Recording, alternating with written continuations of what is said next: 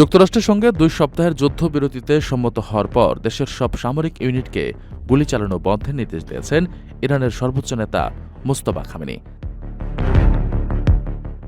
তবে একই সঙ্গে তেহরান স্পষ্ট করেছে এর অর্থ এই নয় যে যুদ্ধ শেষ। শত্রুপক্ষ যুক্তরাষ্ট্র বা ইসরায়েল যদি কোনো পদক্ষেপ নেয় তাহলে তারাও পাল্টা জবাব দিতে প্রস্তুত থাকবে। বলা যেতে পারে অনেকটা ভয় পেয়ে ইরানে বড় ধরনের হামলা 2 সপ্তাহের জন্য স্থগিত করতে রাজি হয়েছেন মার্কিন প্রেসিডেন্ট ডোনাল্ড ট্রাম্প। কারণ এর মাত্র কয়েক ঘন্টা আগে সামাজিক যোগাযোগ মাধ্যম ট্রুথ সোশ্যালে ট্রাম্প ইরানকে হুমকি দিয়ে লিখেছিলেন, আজ রাতে একটি গোটা সভ্যতা ধ্বংস হয়ে যাবে, যা আর কখনো ফিরে আসবে না। এর কিছুক্ষণ পরেই ট্রাম্প জানান ইরানের ওপর পুনর্নির্ধারিত বিধ্বংসী হামলা 2 সপ্তাহের জন্য স্থগিতে রাজি হয়েছেন তিনি আরও জানান 2 পক্ষের মধ্যে একটি উভয়মুখী যুদ্ধবিরতি কার্যকর হতে যাচ্ছে।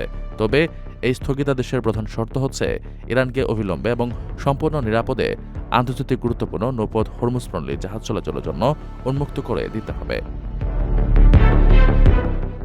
এদিকে যুদ্ধবিরতির ঘোষণা সত্ত্বেও ইসরায়েলি বিমান বাহিনী ইরানে হামলা অব্যাহত রেখেছে বলে জানা গেছে।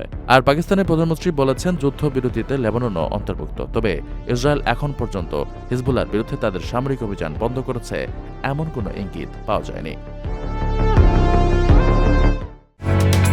ওমানের সেরা রেট দিচ্ছে বাংলাদেশি প্রতিষ্ঠান গালফ এক্সচেঞ্জ।